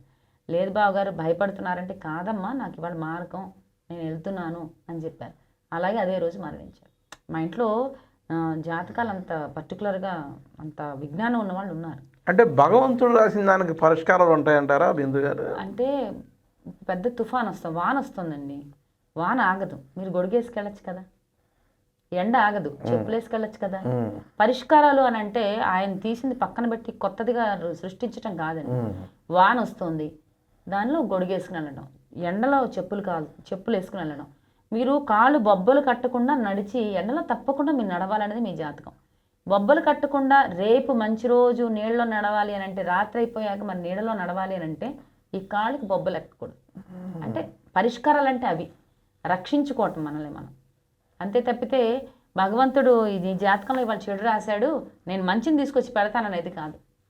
అర్థమైందండి? అది తాత్కాలికంగా కాదు, నీకు మంచి రోజు తప్పకుండా వస్తుంది. ప్రతివాడు నమ్మాలి. రాత్రి తర్వాత పగలు వస్తుంది, వాన తర్వాత ఎండ వస్తుంది, చీకటి తర్వాత వెలుగు వస్తుంది కదా. అలాగే కష్టం తర్వాత ఖచ్చితంగా సుఖం వచ్చి తీరుతుంది. ఈ సుఖం వచ్చేలోగా మనం మనల్ని రక్షించుకోవాలి, అది మన బాధ్యత. జ్యోతిష్కాలు ఉన్నాయి, దానికి నమ్మాలనే బాధన ఉంది. ఏదైనా సృష్టిలో ఇదే 27 నక్షత్రాలు, ఇవే గ్రహాలు, ఇవే ఉంటాయి. ఏదైతే స్పెసిఫై చేశారో నక్షత్రాలు, గ్రహాలు అవి ఉంటాయి. మీకు నాకు లేదా మీకు ఇంకొకరికి ఇదే జాతకం నడుస్తూ ఉండొచ్చు. నేను ఎక్కడో ఏదో పూరిపాకలో నేను ఉంటాను, ఎక్కడో ఏడంతస్తుల మేడలో మీరు ఉంటారు. ఏంటి తేడా? ఎందుకని జ్యోతిష్కం ఉంటే? జాతకం మీరు ఒకే క్షణంలో పుడతారండి, 4 సెకండ్ల తేడాతో పుడతారు ట్విన్స్. వాళ్ళకి ఒక్కలా ఉండదు జీవితం. ప్రారంధ కర్మలు కూడా ఉంటాయి, తెలుసా అండి? జాతకం ఒక్కటే కాకుండా మనం ప్రారంధంగా ఏం చేసుకున్నాం, మనం పుట్టినప్పుడు ఈ గ్రహాలన్నీ ఇలాగ ఉండాలి అని భగవంతుడు రచన. ఇప్పుడు బ్రహ్మదేవుడు ఇలా రచిస్తూ ఉంటాడు, ఏ జాతకానికి ఇంకో జాతకానికి సంబంధం ఉండదు. 4 సెకండ్ల తేడాతో పుడతారు, అదే క్షణంలో పుట్టిన వాళ్ళు కూడా ఉంటారు. ఉన్నంత మాత్రం ఒక్కలానే జీవితం ఉండదు. ఎందుకు ఉండదంటే గత జన్మలో వాళ్ళు ఏం చేసుకున్నారు, గత జన్మలో వాళ్ళు ఎలా వచ్చారు ఇక్కడికి. మీరు హైందవ ధర్మాన్ని తప్పకుండా నమ్మి తీరాలి కాబట్టి కొన్ని లక్షల జన్మలు ఎత్తిన తర్వాత మానవుడిగా ఎత్తుతాం, జీవిస్తాం. ఈ గత జన్మలో మనం చేసిన పాప పుణ్యాల త్రాసులు మనం పుట్టిస్తాడు. మీరు ఈ క్షణంలో పుట్టినాడు ఒక్కలా ఉండడు. ఉదాహరణకి మా అక్కయ్య గారు అమ్మాయి మహేష్ బాబు కూతురు సితార ఒక్కరోజు పుట్టారు, ఒకే టైంకి పుట్టారు. సితార ఏ స్థాయిలో ఉంది, మా అక్క మనవరాలు ఎలా ఉంది, మా అక్కయ్య గారు మనవరాలు. మరి ఒకే రోజు ఒకే క్షణంలో పుట్టారు. నేను అన్నీ చూస్తాను, కానీ నీవు ఎంచుకునే గర్భం ఏదైతే ఉందో నీ ప్రారంధాన్ని నిర్ణయిస్తుంది. మీరు ఎక్కడ పుట్టాలి, ఎవరింటో పుట్టాలి అనేదాన్ని మీరు చేసే కర్మను బట్టే, మీరు గత జన్మలో చేసిన కర్మే మీకు ఈ జన్మలోకి జన్మనిస్తుంది. అర్థమైందండి? పూరుగుడిసెల వాడు బంగ్లాల వాడు ఒకేసారి పిల్లల్ని కంటే పూరుగుడిసెల వాడు కోటీశ్వరుడు అవ్వచ్చు, ఈ బంగ్లాల వాడు అడుక్కు తినేవాడు అయిపోవచ్చు. పుట్టుకొక్కటే చెప్పలేం, వాళ్ళ కర్మ ఎలా ఉందో చెప్పలేం. కానీ కోట్ల మంది ఉన్నారు కదా భారతదేశంలో, 130 కోట్ల మందిలో కోట్లు కాదండి, 2-3 కూడా కలవదా? కోటాను కోట్ల జీవరాశులు. నేను ఫస్టే చెప్పా ఎంట్రీలో, మానవుడు ఒక్కడే ఈ ప్రపంచంలో పుట్టలేదు. చీమ నుంచి ఏనుగు వరకు, మానవుడి నుంచి మహర్షి వరకు అందరికీ సమానమైనటువంటి హక్కు ఉంది ఈ ప్రపంచంలో, ప్రకృతిలో. ఈ ప్రకృతిలో జీవించిన మనం ఒకళ్ళం, కోటాను కోట్ల జీవరాశులు ఉన్నాయి. వాటి జీవితం కూడా ఒక చిలుకకి మామిడి పండు దొరుకుతుంది, ఒక చిలుకకి బత్తాయి పండు దొరుకుతుంది, ఒక చిలుకకి దానిమ్మ గింజ దొరుకుతుంది. దానిమ్మ అంటే చిలుకకి ఇష్టం, మామిడి పండు పెద్దగా ఇష్టపడదు. నారింజ పండు దొరికితే ఉపయోగం ఏముంది చిలకకి, దాంట్లో గింజలు తినడానికి పనికిరావు. మరి అన్నీ ఒకే చిలుకలు ఒకే చెట్టు మీద పుట్టాయి కదా, పుట్టాయి. వాటికి అన్నిటికీ కూడా ఒకేలాంటి ఆహారం దొరకదు. ఒక పక్షి ఉందనుకోండి, ఎగిరి ఎగిరి ఎగిరి ఎక్కడికో వెళ్ళి తినాలి. ఓ పక్షి ఆ చెట్టు కిందే, చెట్టు పైన గూడు ఉంటుంది, చెట్టు కింద దానికి ఆహారం దొరుకుతుంది. అదంతా భగవత్ సృష్టి. మనం తప్పకుండా హైందవ ధర్మాన్ని జాతకాన్ని అతీతంగా భగవత్ ప్రార్థన జరుగుతాయి. జాతకాలు మీకు ఇప్పుడు వచ్చే సమస్యలు, ఉదాహరణకి ఏలినాటి శని ఉంది, ఈ గ్రహాలన్నీ మనం చూస్తున్నాం. ఏలినాటి శని ఉంది, వ్యయంలో శని ఉన్నాడు, ఆరోగ్యం పాడవుతుంది. లగ్నంలో శని ఉన్నాడు, వ్యయంలో శని ఉన్నాడు, కొంచెం డబ్బు ఎక్కువ ఖర్చు అవుతుంది. లగ్నంలో శని ఉన్నాడు, ఆరోగ్యం పాడవుతుంది. లాభంలోకి వచ్చాడు, ఈ 2 ఇస్తాడు. ఇది మరి ఈ 2 ఇచ్చేసరికి 5 ఏళ్ళు పడుతుంది. ఈ 5 ఏళ్ల పాటు మనం జీవించి ఉండాలి కదా, మనం ధైర్యంగా ఉండాలి కదా. మానవుడు ఏ జాతకం తెలియని వాళ్ళు కూడా కష్టపడుతూనే లైఫ్ని లాగుతున్నారు. ఏమండి? జాతకాలు తెలిసిన వాళ్ళు కూడా కష్టపడుతూనే జీవితాన్ని నడుపుతున్నారు. జాతకాలు తెలిసిన వాళ్ళు మానసికంగా కుంగిపోయే అవకాశం ఉండదంటారా? అంటే జాతకాలు తెలుసుకునే విధంగా తెలుసుకోవాలి. మా నాన్నగారు నాకేం చెప్పేవారంటే, అమ్మ ఎవరికైనా గవర్నమెంట్ జాబ్ వస్తుందని జాతకంలో ఉందనుకో, వాడికి నువ్వేం చెప్పాలి, పరీక్షలు రాయి, గ్రూప్ 4, గ్రూప్ 2, గ్రూప్ 1 పరీక్షలు రాయి, ఆ చదువుకో, నీకు గవర్నమెంట్ జాబ్ వస్తుందని చెప్పాలి. అంతేగాని నువ్వు చదువు ఏం అవసరం, నీకు గవర్నమెంట్ జాబ్ వస్తుంది ఇంట్లో కూర్చుంటే వాడికి రాదు. రిటైర్మెంట్ అయిన తర్వాత గవర్నమెంట్ ఏదో పెన్షన్ ఇస్తుందే, ఆ పెన్షన్ మాత్రమే వాడు తింటాడు. అలాగే నీకు అనారోగ్యం వస్తుందని తెలిసినప్పుడు కొంచెం జాగ్రత్తగా నియమాలు పాటించి, కొంచెం మెడిసిన్స్ అవి జాగ్రత్తగా వాడి ఆరోగ్యాన్ని మరీ పెద్ద పెద్ద ప్రమాదాలు లేకుండా చేసుకోమని చెప్పాలి తప్ప, నీకు ఎలాగ అనారోగ్యమే కదా ఇక నీ జీవితం అయిపోయిందని చెప్పకూడదు. చావు అనేది ఎవరికి తప్పదండి. మరణం వచ్చేవాడికి కూడా మీకు మరణం వస్తుందని చెప్పకూడదు. నువ్వు 100 ఏళ్ళు బతుకుతావని చెప్తాం, నువ్వు బతుకుతాం, ఈ గ్రహం చంపుతావు, ఈ గ్రహం రక్షిస్తుందని చెప్తాం. అలా చెప్పాలి. చెప్పబోతే వాడితో కష్టం, వాడే చచ్చిపోతాడు. ఎవరిని కూడా మానసికంగా భయపెట్టేవాడు జాతకాన్ని చెప్పడానికి పనికిరాడు. జాతకాలు చెప్పడానికి అదే సంపాదనగా పెట్టుకుంటే భక్తి కోసం తప్పదు. కానీ అంటే బ్లాక్మెయిల్ చేయడం ఇలా చేస్తే ప్రజలు ఇబ్బంది పెట్టే పరిస్థితులు ఉంటే వాళ్ళు చెప్పింది ఫలించవు అని నా ఉద్దేశం. సార్, మీరు ప్రవచనాలు చెప్పడం, పురాణాలు చెప్పడం ఎప్పుడు మొదలు పెట్టారు? ఎక్కడెక్కడ చెప్పి ఉంటారు? ఏ సందర్భం? కేబుల్లోనే చెప్పానండి. కొన్ని ఒకసారి సత్రంపాటి సంఘం వాళ్ళు, బ్రాహ్మణ సంఘం వాళ్ళు, తర్వాత వేద పాఠశాలలో మీరే అనుకుంటా మహాభారతం చెప్పించారు నాతో. అలా చెప్తూ వచ్చాను. అయితే సాధ్యమైనంత మటుకు నాకంతా స్క్రీన్ మీదే చెప్పాను ఎక్కువ. పిల్లలకి చెప్పింది, మేమంతా పిల్లలకి పాఠాలు చెప్పుకునేవాళ్ళం, పెద్ద పెద్ద ప్రవచనాలు చెప్పేవాళ్ళం కాదు అని నా ఉద్దేశం. చాలా సబ్జెక్టులో నాలెడ్జ్ ఉంది కదా, ఇటు జాతకాలు కానివ్వండి, ఎలా సేవ చేయాలి సమాజానికి అని ఇంత నాలెడ్జ్ ఉన్నప్పుడు ప్రవచనం చెప్పడంలో నాలెడ్జ్ లేదంటాం. అంటే ప్రవచనం చెప్పాలంటే మనకు ఒక విజ్ఞానం ఉండాలి. ఆ విజ్ఞానం నాకు పిల్లలకి వరకే నా విజ్ఞానం సరిపోతుంది నా నమ్మకం. మీరు చేస్తున్నారు కదా, ఎక్కడ ఎదురు రావడం కానీ, సమాజంలో మీరు చెడ్డ అనుభవాన్ని చూడటం కానీ ఉన్నాయండి. ఉంటాయి, ఉండకుండా ఉంటాయా చెప్పండి. ఎలా మనం పుట్టేటప్పుడే కొన్ని లక్షల కణాలతో యుద్ధం చేసి పుడతాం. పుట్టడమే యుద్ధంతో, పోరాటంతో పుడతాం. ప్రతి దాంట్లో పోరాటం తప్పదు. మనం ఒకలాంటి వాళ్ళం, మనకు ఆపోజిట్లో ఉన్న వాళ్ళు మన గురించి వేరేగా ఆలోచించినప్పుడు కల్పిస్తారు, అవన్నీ అడ్డంకులు కల్పిస్తారు. అది అధిగమించాలంతే. ఆ క్షణంలో బాధపడినప్పటికీ తర్వాత నాకు నేనుగా రియలైజ్ అయ్యాను, అవన్నీ వాళ్ళు కల్పించడానికి వాళ్ళకే అధికారం ఉంది. భగవత్ కృపదంతా. భగవంతుడు ఇచ్చేవాడు వాడే, పుచ్చుకునేవాడు వాడే, తీసేవాడు వాడే, ఇచ్చేవాడు వాడే. ఫిలాసఫీని నమ్మి ముందుకెళ్తున్నారు. భగవంతుని నమ్ముకుని ముందుకెళ్తున్నాను. అదేనండి, ఫిలాసఫీ అంటే ఇంకా ఏం జరగాలో అదే జరుగుతూ ఉంటుంది తప్ప ప్రత్యేకంగా ప్రతిదీ భగవంతుడే ఇస్తాడు. భగవంతుడు ఇస్తాడు. ప్రతిదీ కూడా భగవంతుడి పాదాల దగ్గరే మన జీవితం ఉంది. భూపాదం విష్ణు సహస్రనామంలో భూమి విష్ణుమూర్తి పాదాల్లో ఉంది. మరి భూమి విష్ణుమూర్తి పాదాల్లో ఉంటే భూమిలో ఉండే మనం ఎంత అంటే కరోనా కంటే చిన్నవాళ్ళం. యాక్చువల్గా మనకి కరోనా కంటే మనం భగవంతుడికి చాలా చిన్నవాళ్ళం. సరే, ఇప్పుడు చాలా కార్యక్రమం చేశారు. ప్రజెంట్ ఇప్పుడు హిందూ ధర్మం కోసమని ప్రత్యేకంగా మీరు శ్లోకాలు, భగవద్గీతలో ఉన్న శ్లోకాలు మీరు మీ టీము నేర్పుతున్నారు. ఎట్లా నేర్పుతున్నారు, ఎక్కడెక్కడ నేర్పుతున్నారు, ఏమేమి సమయాల్లో నేర్పుతున్నారు? ఇప్పుడు హైందవి ట్రస్ట్ అని ఒక ట్రస్ట్ ఉందండి. ఓకే. దానికి అశోక్ గారు ఆయన దాన్ని స్థాపించారు. వారు 1,00,000 మందితో భగవద్గీత పారాయణ చేయించాలి అనే సంకల్పంతో మమ్మల్ని రీచ్ అయ్యారు. నాకు ఒక పుస్తకం వచ్చింది, యువగీత అని ఒక పుస్తకం వచ్చింది. ఆ పుస్తకం నాకు జనవరిలో తపనా చౌదరి గారు ఇచ్చారు. ఈ పుస్తకం ఒకసారి చూపిస్తాను. అయితే తపనా చౌదరి గారు దానిలో ఏముంది, యువగీత అని ఉంది. 100 శ్లోకాలు ఉన్నాయి. శతశ్లోకి దాని పేరు. పిల్లల మనోవికాసానికి పనికొచ్చే శ్లోకాలన్నీ 2 భాషల్లో, తెలుగు, ఇంగ్లీషు. తెలుగులో రాసింది దాని అంటే లిపి, సంస్కృతం శ్లోకం, లిపి తెలుగు, దాని అర్థం తెలుగులోనే ఉంది. అలాగే పక్కన కూడా ఇంగ్లీష్లో ఉంది లిపి, భావం ఇంగ్లీష్లో ఉంది. అలా 2 వేసి నాకు ఒక పుస్తకం ఇచ్చారు. నేను ఒకసారి తపనా చౌదరి గారిని కలిసినప్పుడు జనవరిలో ఆ పుస్తకం నాకు చాలా నచ్చింది. ఎలా అయినా సరే స్కూళ్ళలో కనీసం కొంచెం టీచర్లను, తెలుగు టీచర్లను రిక్వెస్ట్ చేసి ఇష్టం ఉన్న వాళ్ళకన్నా చెప్పిద్దామని ఆలోచించి ప్రయత్నం చేశాను. దానికోసం ఒక ప్రాజెక్ట్ కూడా రాశాను. అయితే అదృష్టం కొద్దీ నాకు వర్కౌట్ అవ్వలేదు. అది అంటే దారి తెలియలే. భగవంతుడు నాకు దారి చూపించడానికి ఆయన వేరే దారి చూపించాలనుకుని ఉంటారు. చాలా చోట్లకు తిరిగాను, మా బ్రదర్ని కన్సల్ట్ చేశాను, పెద్ద పెద్ద వాళ్ళని కలిసాము, దాని పుస్తకం చూపించి ఎలాగ నేర్పించాలని. దానికి ఒక ప్రాజెక్ట్ కూడా రాసి ఎక్స్ప్లెయిన్ చేసాం, అవ్వలేదు. అయితే ఈ అశోక్ గారు నన్ను కలిశారు.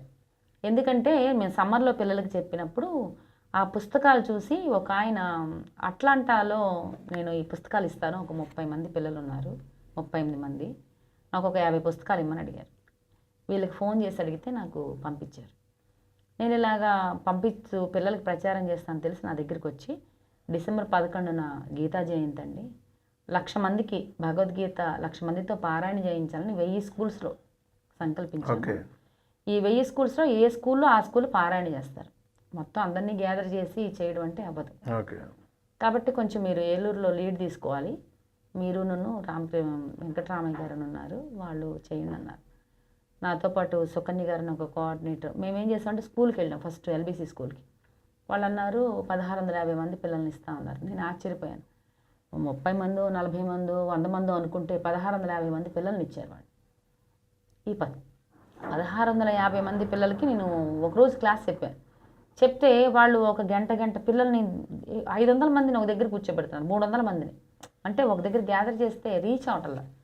అప్పుడు నేను ఎలా వరదలు పైగా అప్పుడు మనకి బీబీ సరోజిని గారని తూర్పు వీధిలో ఉంటారు, ఆవిడ గురువు గారు, భగవద్గీత నేర్పుతారు, వైశ్యులు. ఆవిడని కలిసాం, ఆవిడ వస్తారని. ఆవిడతో పాటు ఒక మహిళల్ని మాకు 10 మందిని చూశారు. తర్వాత దత్తక్షేత్రంలో ఉన్న భక్తుల్ని, డివోటీస్ని, తర్వాత ఇస్కాన్ భక్తుల్ని, ఇస్కాన్ డివోటీస్ని అందరినీ కలుపుకుంటూ ఇక అన్ని స్కూల్స్కి మనకి టీచర్లు దొరికారు కదా, ఇంకా కరువు లేనన్ని పుస్తకాలేమో 4000 పుస్తకాలు ఇచ్చారు. అవి అయిపోయాయి, 2 స్కూల్స్కి వచ్చాయి, అయిపోయాయి. ఇంకా మళ్ళీ తపనా చౌదరి గారి దగ్గరికి వెళ్ళి మళ్ళీ పుస్తకాలు ఇచ్చుకుంటే ఆయన మళ్ళీ పుస్తకాలు ఇచ్చారు. ఇంకా అందరికీ పంచిపెట్టాం. టీచర్స్ అందరినీ పంపించి ప్రతిరోజు టైం టేబుల్, స్కూల్కి పొద్దున్నే ప్రతిరోజు వెళ్ళటం, పాఠం చెప్పటం, పిల్లలకి చదవడం మాత్రం నేర్పించాం. కొంతమందికి భగవంతుని అనుగ్రహం ఉన్న వాళ్ళకి 100 మంది చూడకుండా చెప్తున్నారు, కానీ తప్పకుండా 2వ తరగతి నుంచి 9th క్లాస్ వరకు తీసుకున్నాం చదవడానికి. చదువుతున్నారు. 1వ తరగతి పిల్లలు వల్ల వేస్తున్నారు, వాళ్ళకి చదవటం రాదు కదా, వాళ్ళకి వల్ల వేయడం. ఎల్కేజీ యూకేజీ పిల్లలకి బచ్పన్ స్కూల్ చిన్న పిల్లలు ఉంటారు, వాళ్ళు కూడా వల్ల వేసేలాగా ఈ 3-4 నెలల నుంచి చేసి చాలా కష్టపడి చేస్తున్నాం. ఇదంతా ఉచితమే. బండి మీద కానీ ఆటో మీద కానీ వెళ్ళేటప్పుడు వాళ్ళే ఖర్చు పెట్టి వెళ్తున్నారు. అందరూ కూడా భగవత్ సేవని ఉచితంగా, భగవంతుడికి ఒక కొబ్బరికాయ కొడితే ఖర్చు అవుతా, ఒక గుడికి వెళ్తే ఒక కొబ్బరికాయ కొడితే ఒక దక్షిణ ఇస్తే ఎలా ఖర్చు అవుతుంది? అలాగే మనం పాఠం చెప్పడానికి భగవత్ సేవ కోసం వెళ్తున్నాం, పెట్రోల్ ఖర్చు అవుతుంది లేదా ఆటో ఖర్చు అవుతుందనే ఉద్దేశంతో అందరూ. స్కూల్ యాజమాన్యం సహకారం బాగా ఉంది మీకు? బాగా ఉందంటే కొంతమంది సహకరించలేదంటే భయపడ్డారు. ఆ తర్వాత వాళ్ళు కూడా మారారు మెల్లమెల్లగా. ప్రైవేట్ స్కూల్స్ అన్నీ ఒక నారాయణ, చైతన్య, తర్వాత భాష్యం, ఇలాగా సెంట్రల్ స్కూల్స్ ఉన్నాయి కదా, అన్ని మేనేజ్మెంట్, ఆక్స్ఫర్డ్, వీళ్ళు తప్ప ఇండివిజువల్గా ఉన్న స్కూల్స్ అన్ని శ్రీశ్రీ కానీ, విజ్ఞాన్ గ్రీడ్ వీల్స్ కానీ, అన్ని స్కూల్స్, సిద్ధార్థ కానీ వాళ్ళకి 3 స్కూల్స్ ఉన్నాయి. ఇక్కడే కదంట అన్ని రాష్ట్రం మొత్తం కాబట్టి హనుమాన్ జంక్షన్లోను అన్ని స్కూల్స్లో కూడా మనం టీచర్స్ని పంపించి చెప్పిస్తున్నాం భగవద్గీత. ఇప్పుడు భగవద్గీత అంటే ఇది మొత్తం దేశం అంతా కూడా నమ్మేటువంటి విధానం ఉంటుంది. అది క్రియ ఓ రకంగా ఎలా ఉండాలి, మనిషి ఎలా జీవించాలనేది చెప్తూ ఉంటుంది భగవద్గీత అర్థం. ప్రతి చోట భగవద్గీత, కోర్టులో కూడా సాక్ష్యం చెప్పిస్తాం భగవద్గీతనే వాడతారు, కులమత రహితంగా కూడా భగవద్గీత. మరి మీరు క్రిస్టియన్ ఆర్గనైజేషన్ స్కూల్స్లో ఆ పిల్లలకు కూడా ఈ భగవద్గీత నేర్పించాలని అప్రోచ్ అయ్యారా, అవ్వలేదా?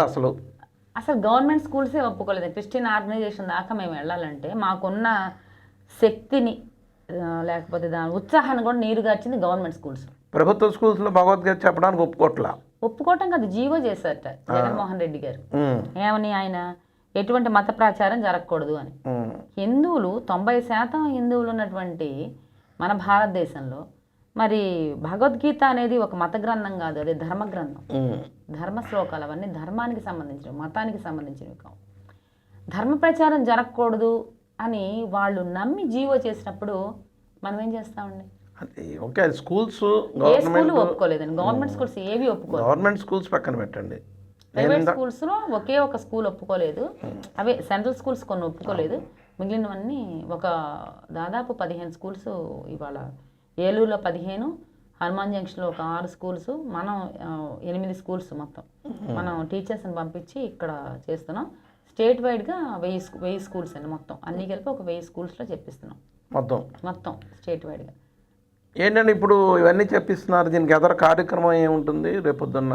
రేపు గీతా జయంతి డిసెంబర్ 11వ తారీఖున 11:30 అన్ని స్కూల్స్ ఒకేసారి పారాయణ చేస్తాయి, 1,00,000 మంది. ఈ 1,00,000 మంది పారాయణ చేయడం వల్ల ఇందులో ఎవరైతే పార్టిసిపేట్ చేస్తారో అందరికీ ఏదైతే ఫలితం ఉందో వచ్చేలాగా సంకల్పించారు. 1,00,000 మంది ఒకేసారి ఒకే టైంకి పారాయణ చేయడం వల్ల ఆ 1,00,000 మంది చేసిన ఏదైతే ఫలితం ఉందో అందులో ప్రతి వారికి వస్తుంది. ఇప్పుడు 2,000 మంది ఒక దగ్గర కూర్చున్నారు, కానీ వాళ్ళకి 1,00,000 మందితో చేసిన ఫలితాన్ని వచ్చేలాగా సంకల్పించారు. ఏం ఫలితాలు వస్తాయండి? ఫలితం అంటే భగవత్ ప్రాప్తి. నెంబర్ 1 అసలు భగవద్గీత నేర్చుకోవడం వల్ల మాట స్పష్టత వస్తుంది, నాలుక తిరుగుతుంది. నాకు స్టూడెంట్ ఉంది, ఆ పాపకు మాటలే రావు, నాలుక తిరగదు. అలాంటిది నేను శ్లోకాలు చెప్పడం వల్ల ఆమె మాట్లాడడం మొదలెట్టింది. ఓకే, దీనివల్ల మేము దాంట్లో ఒక 24 రాసాం. భగవద్గీత నేర్చుకోవడం వల్ల ముందు మాట్లాడటం వస్తుంది, ఒక పాజిటివ్ వైబ్రేషన్. అర్థమైందండి? ప్రపంచంలో లేనిదే అది, అంత నెగిటివే ఉంది, ప్రపంచం అంతా నెగిటివ్ వైబ్రేషన్లో ఉంది. మనం పాజిటివ్ వైబ్రేషన్లో పిల్లల్ని కూర్చోబెడితే వాళ్ళకు తెలియకుండానే ఒక శక్తి ఉంటుంది, శక్తి వస్తుంది ఖచ్చితంగా. మీకు కనిపించకపోవచ్చు, కరెంటు చూపించలేము, అలాగే ఈ పాజిటివ్ వైబ్రేషన్స్ని మనం చూపించలేము. మన మునులో పూర్వీకులు చూశారు, మనకు అంత శక్తి లేదు. ఇంకా ఈ పిల్లలందరూ ఒకేసారి పారాయణ చేయడం వల్ల భగవత్ ప్రాప్తిని పొందటమే కాకుండా ఇందులో వచ్చేటటువంటి పాజిటివ్ ఎనర్జీ ఏదైతే ఉందో అది పిల్లలందరికీ వస్తుంది, సమాజానికి కూడా ఉపయోగపడుతుంది. సమాజానికి చాలా ఉపయోగపడుతుంది.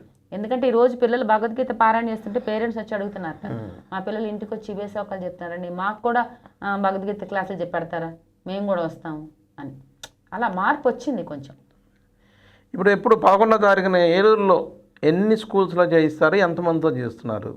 ఏలూరులో మొత్తం 10,000 మంది అండి, 10,000 మంది విద్యార్థిని ఒకేసారి చేస్తారు. ఒకేసారి 11 మొదలెట్టి చేస్తారు. స్కూల్స్ దాదాపు ఒక 20 స్కూల్స్ ఉన్నాయి. 20 స్కూల్స్ పిల్లల్లో, అంటే బ్లైండ్ స్కూల్ ఉంది, బ్లైండ్ పిల్లలు ఉన్నారు అక్కడ. ఆర్ఎస్ఆర్ మాస్టర్ దగ్గర చదువుకునే విద్యార్థులతో సహా ఒక 20 మంది 20 స్కూల్స్ ఉన్నాయి. ఒక 10,000 మంది పిల్లలు చేస్తారు. ఏదో సో దీని అన్నిటికీ ఏర్పాట్లన్నీ మీరు రెడీగా అన్ని స్కూల్స్కి వెళ్ళి మాట్లాడాం. చక్కగా ముందు భరతమాతని పెట్టండి, పిల్లలకి దేశభక్తి లేకపోతే వాడికి ఎంత భక్తి అయినా శూన్యం. అందుకని భరతమాత ఎదురుకుండా భగవద్గీత, కృష్ణుడు విగ్రహం ఉంటే కృష్ణుడి విగ్రహం పెట్టమన్నాం. ఈ భగవద్గీతకి ఆ రోజు పూజ చేస్తారు. గీత ఆ రోజు ఉద్భవించింది కాబట్టి గీతామాతకి పూజ చేసి భగవద్గీత పారాయణ మొదలెడతారు. ఇప్పుడు మీకున్నటువంటి ఆర్గనైజేషన్ ద్వారా ఈ పారాయణం చేసిన వాళ్ళని ఎంకరేజ్ చేయడానికి ఏదన్నా వాళ్ళకి భగవద్గీత పుస్తకాలు పంపిణీ ఉచితంగా ఇచ్చారు. అవన్నీ ఆ రోజున ఇస్తారు అండి కూడా. అవునండి. నెక్స్ట్ జెన్ వాళ్ళు మొత్తం 1,00,000 పుస్తకాలు కదా, చాలా తపనా చౌదరి గారు, నెక్స్ట్ జెన్ వాళ్ళంతా కూడా వేశారు, పుస్తకాలు ఉచితంగా ఇచ్చారు మాకు. మేమన్నీ మొత్తం స్టేట్ మొత్తం పంచాం మొత్తం. సరే 11వ తారీఖున 10,000 మందితో మీ ఆధ్వర్యంలో మీ టీం అంతా కూడా చేస్తాం. అందరూ వెళ్తాం. 30 మంది టీంకి. ఎంతసేపు ఉంటుందండి ఆ పారాయణం? గంట, ఒక గంట. ఒక గంట పారాయణ ఉంటుంది. 11 గంటల 11 నిమిషాలు మొదలై ఒక గంట 11:30 నుంచి 12:30 వరకు ఆ పారాయణం కొనసాగిస్తారు.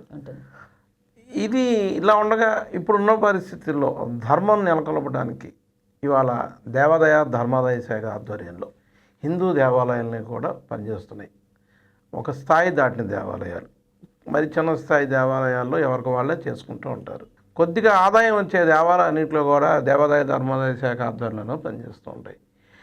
దీనివల్ల ఈ దేవాదాయ ధర్మాదాయ శాఖ ఆధ్వర్యంలో దేవాలయాల నిర్వహణ జరిగితే వచ్చేటువంటి నష్టం ఏంటి?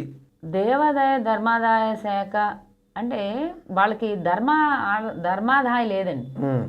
దేవుడి నుంచి వచ్చిన ఆదాయాలే కావాలి గవర్నమెంట్కి, ఈ శాఖకి. మీరు కోవిడ్ అప్పుడు వెంకటేశ్వర స్వామి లడ్డూలు అమ్మారు, గుర్తుందా? ఊరు తిరిగి. ఎందుకు అనుకుంటున్నారు? జీతాలు చెల్లించలేని పరిస్థితులు అమ్మారు. వెంకటేశ్వర స్వామికి డబ్బు లేకపోవడానికి కారణం ఏంటండి చెప్పండి. ఇప్పుడు పవిత్రంగా భగవంతుని చూసేది పురోహితుడు, పూజారి. పూజారి మీద పెత్తనం ఇంకెవరికి ఉండకూడదు. అలా కాకుండా పూజారినే అణగదొక్కి పూజారిని దాన్ని ఏమంటారంటే ఒక విధంగా బానిసత్వంగా చేస్తున్నారు ఇప్పుడు ఈ పాలక మండలంతా. పూజారితో తప్పులు చేపిస్తున్నారు. వెంకటేశ్వర స్వామి గుడిలో లడ్డూలో మన కలపకూడని కొవ్వు ఏదో కలిపారు అని అన్నారు. అది వాద ప్రతివాదాల్లో మీరు కలిపారు అని అనొచ్చు, నేను కలపలేదు అనొచ్చు. కానీ ఒక చెడ్డ విషయం భగవంతుడి విషయంలో బయటకు వచ్చిందిగా. ఒకవేళ కలిసి ఉంటే నేను అహింసావాదిని అయిపోయాను కదా. అంటే ఇప్పుడు నేను శాకాహారి ఏమవుతారండి ఆ లడ్డు తింటే? ఒక జంతు కొవ్వు కలిపినప్పుడు ఆ లడ్డు తింటే నేనేమైపోయాను? అంటే ప్రచారం జరిగింది, ప్రచారం చేయడం తప్ప అంటారా, జరగడమే తప్ప? అసలు అలాంటి ప్రచారం తప్పని కాదు. ఇప్పుడు నిప్పులైతే పొగరాదని ఏదో ఒకటిలో తప్పు లేకపోతే భగవంతుడి మీద నిందేసే అంత ధైర్యం ఎవరికి ఉండదండి. అర్థమైందండి? అందరూ వెంకటేశ్వర స్వామి కలియుగ దైవం, వెంకటేశ్వర స్వామి మీద పెట్టుకునేంత ధైర్యం ఎవరికి లేదు. అంటే ఇప్పుడు ఇవన్నీ కూడా గవర్నమెంట్ ఆధ్వర్యంలో నడుస్తున్నాయి కూడా జరుగుతున్నాయి అంటారా? అవును, తప్పకుండా జరుగుతున్నాయి. ఎందుకంటే గవర్నమెంట్ ఆధ్వర్యంలో రోస్టర్ సిస్టంతో ఉద్యోగాలు, రోస్టర్ సిస్టంలో పని. ఒక పురోహితుడిని మాత్రమే మార్చలేదు వాళ్ళు.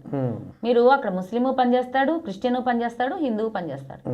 మరి మీకు నా దేవుడు అంటే నమ్మకం లేని ముస్లింకి, నా దేవుడు అంటే నమ్మకం లేని క్రిస్టియన్కి పవిత్రంగా ఉంచాలన్న బాధ్యత ఏముందండి చెప్పండి. ఇప్పుడు హిందూ దేవాలయంలో ఒక క్రిస్టియన్ ఊడుస్తున్నాడండి, అక్కడ ఉమ్మేయకూడదు. ముస్లిం చేస్తున్నాడు క్లీనింగ్, వాడు ఉమ్మేస్తాడు. వాడికి దేవుడు అంటేనే ఒక రాయి లెక్క. అలాంటి వాళ్ళు దేవాలయాల్లో పనిచేయాల్సిన అవసరం ఏముంది చెప్పండి. మీకు భగవంతుడు అంటే భక్తి అండి. భక్తి లేని వాడు అక్కడ ఎప్పుడు కూడా పనిచేయడు. దానివల్ల ఈ అరాచకాలన్నీ ఎలా వ్యక్తులతోనే మేనేజ్మెంట్ అవ్వదు కదా ఇంత వ్యవస్థ, ఎవరి మీద వదిలిపెట్టమంటారు దీని అంతటిని? అలా కాదండి, మేము విశ్వ హిందూ పరిషత్ ఆధ్వర్యంలో దేశవ్యాప్తంగా, మన రాష్ట్రం కాదండి, దేశవ్యాప్తంగా ఒకటి మెమరాండం ఇచ్చాం త్రూ కలెక్టర్ ద్వారా గవర్నర్లకి. దేవాదాయ ధర్మాదాయ శాఖను రద్దు చేయండి, ఈ రద్దు చేసి ధార్మిక సంస్థలకి అప్పచెప్పండి, భక్తులు దీన్ని ప్రాతినిధ్యం వహించాలి అని మేము మెమరాండం ఇచ్చాం. ఈలోగా గవర్నమెంట్కి కొన్ని సూచనలు ఇచ్చాం. దేవాదాయ ధర్మాదాయ శాఖని ఇప్పుడు రద్దు చేయమంటే బ్రిటిష్ వాడు పెట్టింది కదా, మన వాళ్ళు చక్కగా కంఫర్టబుల్గా ఉన్నవన్నీ ఉంచుకున్నారు. అర్థమైందండి? ఏదైతే ఆదాయం వస్తుందో ఉంచుకున్నారు, మిగిలినవన్నీ తొలగించారు. ఈ బ్రిటిష్ వాడు పెట్టిందంటే ఇప్పుడు 2024 సంవత్సరం ఇది. మరి తొలగాలంటే అది చాలా మరి కూకటి వేళతో తీయాలి కదా. ఈలోగా కొన్ని మేము వాళ్ళకి ఇవిచ్చాం. ఏమిచ్చాము? దేవాదాయ ధర్మాదాయ శాఖలో పనిచేసే వాళ్ళు అన్య మతస్థులు అవ్వడానికి వీల్లేదు. వాళ్ళని వేరే ఉద్యోగాలు ఇచ్చి పంపించండి. మేమేం పీకేసేసి వాళ్ళని రోడ్డు మీద పడేయమన్నట్లే. వాళ్ళని దేవాదాయ ధర్మాదాయ శాఖలోనే ఎందుకు ఉంచాలండి? మీరు కులమత రహిత సమాజం కావాలని చెప్పే కదా కార్యక్రమాలు ఆధ్యాత్మికంగా కోర్ల పంపడం ఇవ్వండి, వినాయక చవితి పంపడం చేశారు. మళ్ళీ ఇప్పుడు ఇదేంటి, ఈ డైవర్షన్ ఏంటి? ఇది మతం తీసుకుంటున్నారు. ఇది ధర్మం అండి, ఇది ధర్మం. ఇప్పుడు మీరు ముస్లిం ఒక మసీదు ఉంది కదా, మీకు దొంగల మండపం తెలిసిన? దొంగల మండపం వెనకాల ఒక మసీదు ఉంది. ఆ మసీదు 1104లో దొంగల మండపం కట్టబడింది. అలాగా వెంకటేశ్వర స్వామికి కళ్యాణం జరిగినప్పుడు అక్కడికి వచ్చి మొత్తం ప్రజలందరికీ అక్కడ కళ్యాణం అంటే ఆళ్వార్లు వస్తారు, అక్కడికి వచ్చి అక్కడ పూజా కార్యక్రమం నిర్వహించడానికి ఒక మండపాన్ని కట్టారు. ఆ తర్వాత దొంగలు అక్కడికి వచ్చి పంచుకుంటున్నారని ఊరు బయట కదా, అందుకని దొంగల మండపంగా పేరుగాంచింది. అది అర్థమైందండి. దాని వెనకాల మసీదు కట్టారు. దొంగల మండప స్థలాన్ని ఆక్రమించి మసీదు కట్టారు. దాంతో ఏం ప్రయోజనం? అక్కడ ఒక చెట్టు మండపాన్ని పడేస్తూ ఒక చెట్టు పెరిగింది. ఆ చెట్టుని పడిపోతూ ఉన్న చెట్టుని కొట్టించినందుకు గాను కేసు పెట్టారు మా మీద. దీనికి ఏంటి చెప్పండి సమాధానం? చెప్పండి. మీరు ఎవరు పెట్టారు? మసీదు వాళ్ళు పెట్టారు. మండపం పడిపోతుందని ఎంతమందికి చెప్పినా ఏం చేసినా మున్సిపాలిటీ వాళ్ళు పట్టించుకోలేదు, తర్వాత దేవాదాయ ధర్మాదాయ శాఖ వాళ్ళు పట్టించుకోలేదు. చివరికి అక్కడున్న ప్రజలు కొట్టిస్తే మా మీద ఫారెస్ట్ వాళ్ళకి వెళ్ళి కంప్లైంట్ చేస్తే ఎవరైతే ఆర్డర్ ఇచ్చారో ఆ ఈవోని అరెస్ట్ వాళ్ళ మీద కంప్లైంట్ చేస్తే ఏం జరుగుతుంది మీకు? కులమత రహిత ప్రపంచమే ఇదంతా, కాదంటల్లా. ప్రపంచంలో నేను ఒకటి నేను ముందే చెప్పాను, మనం ఒక్కలమే కాదు అందరూ కూడా ఇందులో పాత్రధారులే. కానీ ధర్మం దగ్గరికి వచ్చేసరికి హిందూకో ధర్మం, ముస్లింకో ధర్మం, క్రిస్టియన్కో ధర్మం ఉంది. ఎవరి ధర్మాలు వాళ్ళు పాటించాలి కదా. నీ ధర్మం ఏమిటి? నీ గుడే. ఒకప్పుడు 2 తల్లులు, ఒకటి చెరువు ఒకటి గుడి. పల్లెల్లో చెరువునేమో ముక్తినిచ్చేది గుడి. ఈ రోజున గుళ్ళు ధ్వంసం జరుగుతున్నాయి. వెంకటేశ్వర స్వామి గుడిలో లడ్డు ఒక్కటే కాదండి, మనకి అంతర్వేదిలో రథం ఎలా తగలబడింది చెప్పండి? ఎంత మటుకు కనకదుర్గ గుడిలో పోయిన కిరీటం వచ్చింది అంటే ఇవన్నీ ఈ దేవాలయ ధర్మశాఖ పనిచేసిన అన్యమతస్తుల వల్ల జరిగాయని మీ అభిప్రాయం? నిబద్ధత లేని వాళ్ళు పాలక మండలిగా ఉండటం వల్ల జరిగాయి. అర్థమైందండి. నిబద్ధత లేదు. నిబద్ధత ఎప్పుడు వస్తుందండి? భగవంతుడు అంటే భక్తి భయం ఉన్నవాడికి వస్తుంది. మేము అందుకని దేవాదాయ ధర్మాదాయ శాఖలో రోస్టర్ సిస్టమ్ అని చెప్పి క్రిస్టియన్స్ని ముస్లిమ్స్ని వేసిన వాళ్ళని వేరే చోటకి ఉద్యోగాలు ఇవ్వండి, హిందువులకి మాత్రమే ఉద్యోగాలు ఇవ్వండి. అలాగే ఏంటిది ఈ వెంకటేశ్వర స్వామి గుడి చుట్టూరా, శివాలయాల చుట్టూరా అంటే పేరున్నక గన్నవి. ఇప్పుడు శ్రీశైలం చుట్టూరా ఉన్నది అంతా ముస్లిమ్స్, ప్రతి కొట్టు కూడా ముస్లిమ్స్. వాళ్ళందరూ తలుచుకుంటే మన ఇంకా వెళ్ళనివ్వరు లోపలికి. అలా భద్రత లేకుండా ఎందుకు ఉండాలి మన భగవంతుడు? భగవంతుడి దగ్గరికి వెళ్ళే మనకు భద్రత కావాలి, ఆయనకు కాదు. అలాగే ఒక కొబ్బరి ముక్కాయ కొడుతున్నామండి, వేరే కొట్లో కొనుక్కున్నాం, దాని మీద ఉమ్మేసి ఇస్తాడు. మీరు చూడలేరు కదా, వాళ్ళకి అది ముఖ్యం. హలాల్ అంటేనే అది కదా. మినిమం ఉమ్మేస్తేనే అది నాకు దేవుడికి నైవేద్యం పెట్టడానికి కుదురుతుంది అంటారు వాళ్ళు. ఎందుకు? వాళ్ళ పద్ధతి వాళ్ళది. వాళ్ళ మసీదుల దగ్గర కొట్లు పెట్టుకోమనండి, మనకేం అభ్యంతరం లేదు కదా. మన గుళ్ళ దగ్గర మన భగవంతుని అపవిత్రం చేసే పరిస్థితి రాకుండా చూడమని అడిగారు. ఓకే, నెక్స్ట్ ఇంకేం మీ డిమాండ్స్? దీంట్లో 11 డిమాండ్లు ఉన్నాయండి. మరి ఇప్పుడు దేవాదాయ ధర్మాదాయ శాఖల్లో అనేకమైనటువంటి రాజులు అనేకమైన ఆస్తులు ఇచ్చారు, అవన్నీ ఆక్రమణ జరిగాయి. ఇంకా ఆక్రమణ జరగకుండా చట్టం చేయటం, ఆక్రమించిన ఆస్తులు వెనక్కి తీసుకురావడం. ఇప్పుడు ధార్మిక పరిషత్కు అప్పచెప్పాలని అంటున్నారు కదా మీరు. ధార్మిక పరిషత్తులకి నిబద్ధత ఉన్న ధార్మిక పరిషత్తులు ఉన్నాయా మీ దృష్టిలో? ఎలా ఏర్పడతాయి ధార్మిక పరిషత్తులు? ఏర్పడిన వాటికి ఇవ్వాలా? ధార్మిక పరిషత్ ఎలా నిబద్ధత ఎలా మీరు కొలమానం చేస్తారు ధార్మిక పరిషత్కు అప్పచెప్తే? ఏమండి, దేవాదాయ ధర్మాదాయ శాఖ లేనప్పుడు అన్నమయ్య గారు వెంకటేశ్వర స్వామిని ఉద్ధరించలేదు, వెంకటేశ్వర స్వామి గుడి నడపలేదా? అప్పుడు జనాభా వేరు, అప్పుడు పరిస్థితులు వేరు, సమీకరణలు వేరు. అలాంటి వారే ఉంటారండి. ఇప్పుడు మీ మీద పెడితే మిమ్మల్ని నేను ధార్మిక పరిషత్ అని చెప్పి మిమ్మల్ని పెడితే మీ మీద కాంట్రవర్సీ రావచ్చు. మీరేమో ఏదో చేస్తున్నారు ఆ గుడిలో నిబద్ధత పాటిస్తా అనొచ్చు. ఇలా ఒకరి మీద ఒకరు చెప్పుకునే కల్చర్ ఉంది కదా ఇక్కడ. మరి కాశీ విశ్వనాథుడి గుడి ఉంది, అక్కడ అక్కడ ఓన్లీ ట్రస్ట్ పనిచేస్తుంది. తెలుసా అండి మీకు ఏం కాంట్రవర్సీలు వచ్చాయండి? ఇప్పుడు మీకు అయోధ్య ఉంది, ఓన్లీ ట్రస్ట్ పనిచేస్తుంది. మీరు అన్నపూర్ణ గుడికి వెళ్ళండి, అన్నపూర్ణ గుడి వెనకాల నిత్యాన్నదానం, లక్షల మందికి భోజనం పెడతారు. ధార్మిక ట్రస్ట్ పనిచేస్తుంది. ఆ ట్రస్ట్లో ఉన్న ఆయన అక్కడ ఎక్కడ కూడా ఉంటాడు తెలియదు, ఒక స్వామీజీ. అసలు ఎంత అద్భుతంగా గుళ్ళు నడుస్తున్నాయో తెలుసా మీరు? ఇప్పుడు ఒక దక్షిణాదినే తప్పితే నార్త్ వైపు గుళ్ళకి ఏ దేవాదాయ ధర్మాదాయ శాఖ లేని గుళ్ళే అద్భుతంగా ఉన్నాయి. కాశీ విశ్వనాథుడి గుళ్ళో ఏ అరాచకం జరుగుతుంది? మరి యోగి ఆదిత్యనాథ్ గారు కోవిడ్లో కాశీని అద్భుతంగా మరి కట్టడంగా మలిచారు. మీకు టికెట్ 300, మీరు కొనుక్కుంటే టికెట్ 300, మీరు కొనుక్కోలేకపోతే ఉచిత దర్శనం. ఎక్కడన్నా మరి మన గుళ్ళల్లో పెట్టారా మన వాళ్ళు, దేవాదాయ ధర్మాదాయ శాఖ వాళ్ళు? ఇప్పుడు దేవాదాయ ధర్మాదాయ శాఖ కూడా ఉండీల మీద వచ్చే ఆదాయం, టెంపుల్స్ మీద వచ్చే ఆదాయమే రన్ చేస్తుంది, కానీ గవర్నమెంట్ ఏమైనా ఫండ్స్ ఇచ్చే అవకాశం? ఫండ్ తీసుకుంటుంది మన దగ్గర. చక్కగా పాస్టర్లకేమో వేతనాలు, ముస్లిమ్స్కేమో వాళ్ళకి కావాల్సిన యాత్రలకి డబ్బులు పంచిపెడుతుంది. నవరత్నాలని మన జగన్మోహన్ రెడ్డి గారు దేవాదాయ ధర్మాదాయ శాఖలో ఉన్న డబ్బు అది ఆ గవర్నమెంట్ అయిపోయిందండి. ప్రెసెంట్ గవర్నమెంట్ మారి 9 నెలలు అయిపోయింది, కొత్త గవర్నమెంట్ 9 నెలలు అయిపోయింది. నేను నవరత్నాలు అని ఎందుకు పేరు పెట్టానంటే వారు ప్రవేశపెట్టారు కాబట్టి, అంతే తప్పితే అంతకుముందు లేదు. అంతకుముందు దేవాదాయ శాఖ ఉంది కదా, ఎప్పుడు గవర్నమెంట్ ఎప్పుడు లూటియే కదా. అంతే, అదే ఈ గవర్నమెంట్ ఆ గవర్నమెంట్ ఎప్పుడు ఎవరు చేసే కార్యక్రమాలు వాళ్ళు చేస్తున్నారు. కాకపోతే కోవిడ్ వచ్చింది మనకి వారి పరిపాలనలో. కోవిడ్ వచ్చినప్పుడు తెలిసింది మనం వుడ్నీలో డబ్బులు అయిపోతే వెంకటేశ్వర స్వామికి జీతాలు లేవు, వెంకటేశ్వర స్వామి దగ్గర పనిచేసే వాళ్ళకి జీతాలు లేవు, లడ్డు అమ్ముకోవాల్సిన పరిస్థితి వచ్చింది. అంత దుస్థితి ఎందుకు రావాలి చెప్పండి? మరి మిగిలిన అయోధ్య ఉంది, కాశీ ఉంది, మధుర ఉంది, మాయ ఉంది, ఏ గుళ్ళకు లేదే అలాంటి పరిస్థితి. మన ఆంధ్రప్రదేశ్లోనే ఎందుకు ఈ దరిద్రం వచ్చింది? ప్రసాదాలు అమ్ముతున్నారు, టికెట్లు, దర్శనాలు టికెట్లు పెట్టారు, కళ్యాణం అమ్ముతున్నారు. ఇవి రెండు ఉండొచ్చు అంటారా, ఉండకూడదా? టికెట్ కంపల్సరీ టికెట్ కొనుక్కునే వెళ్ళాలి అనేటటువంటి ఒక నియమాన్ని తీయాలి. అసలు టికెట్ ఎందుకు చెప్పండి? మీరు ఆన్లైన్లో డబ్బులు వేయండి, గుడికి రావద్దు అక్కర్లేదని చెప్పి ఒక ఆన్లైన్ యాప్ ఇచ్చారు. పెద్ద పెద్ద గుళ్ళల్లో మోసాలు, ఆన్లైన్లో డబ్బులు జరుగుతున్నాయి. ట్రాన్స్పరెన్సీ ఉందా? ఏమి ఎంత వస్తుందో ఎవరికి తెలుస్తుందో? సామాన్యమైనటువంటి ప్రజలకు ఏం తెలుస్తుందండి గుళ్ళల్లో ఏం జరుగుతుందో?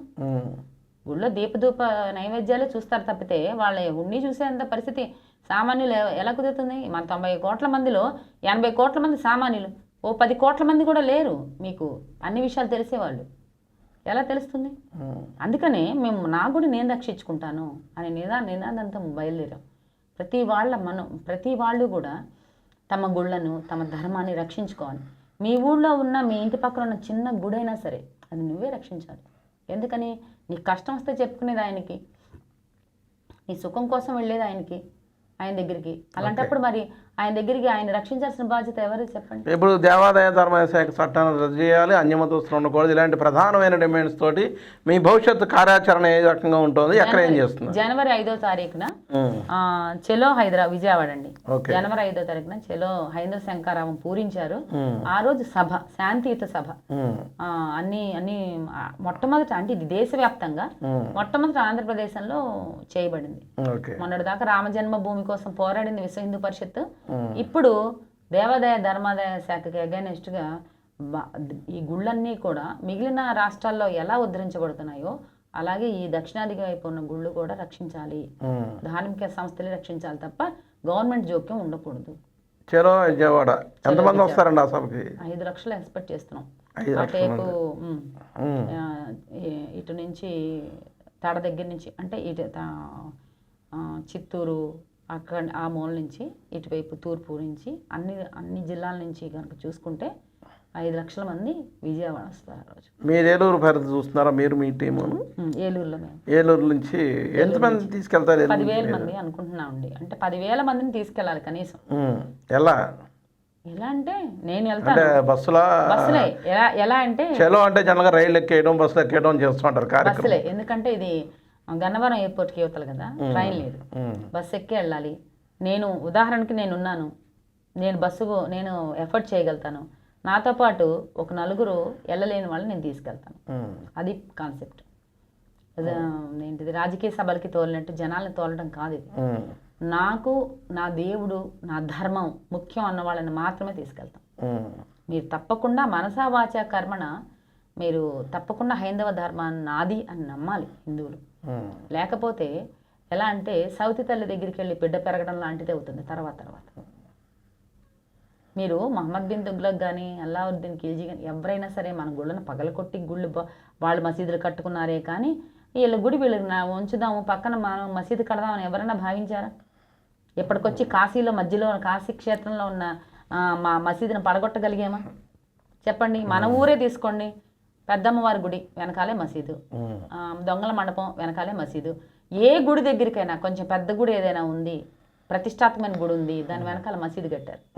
అలా మసీదులు కట్టుకుంటూ వాళ్ళ ఆ స్థలాన్ని ఆక్రమించారే కానీ సరే ఇక్కడ గుడి ఉంది కదా ఇంకో ఆపోజిట్లో మన మసీదు కట్టుకుందామని ఆలోచించారా వాళ్ళు? చెప్పండి. అంటే దీని పవిత్రతను ఒప్పుకొని అక్కడ కట్టుకున్నారేమో కాదు. వీళ్ళని నాశనం చేయాలి సమూలంగా. ఎప్పుడైతే మీరు ఇంకొకటి కూడా గమనించారో లేదు, ఏ దేశానికి వెళ్ళినా బ్రిటిష్ వారు కానీ ముస్లిమ్స్ కానీ ఆ దేశాన్ని సమూలంగా నాశనం చేశారు. అంటే వాళ్ళ యొక్క అస్తిత్వాన్ని పోగొట్టారు. వాళ్ళకి ఒక సాంప్రదాయం ఉండేది. అలాగే ఇప్పుడు వాళ్ళ యొక్క కట్టుబాట్లు, నియమాలు, నిబంధనలు అన్నీ పోయి, వాళ్ళ ధర్మాలు అన్నీ పోయి కేవలం వీళ్ళనే అవలంబించేలాగా చేశారు ఒక భారతదేశాన్ని తప్ప. వాళ్ళకి అది కష్టంగా ఉంది.